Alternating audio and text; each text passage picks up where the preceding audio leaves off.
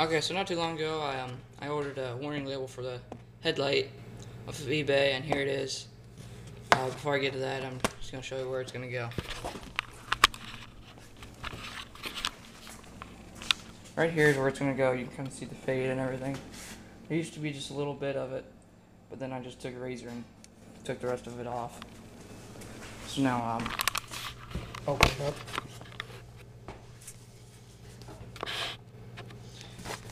Okay, this cost me like $10 off of eBay. The shipping alone was $6.75. The shipping was like twice what the actual thing cost, what the actual label cost.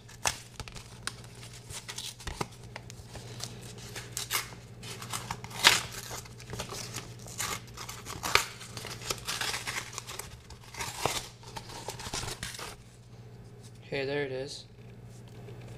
Looks pretty good. This looks like the receipt, and there's nothing else in the box.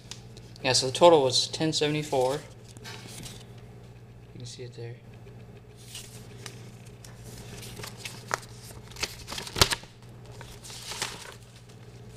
There's like their brochure or something. Yamaha Speed and Sport. Yep, there it is. So I guess I'm gonna take it off now.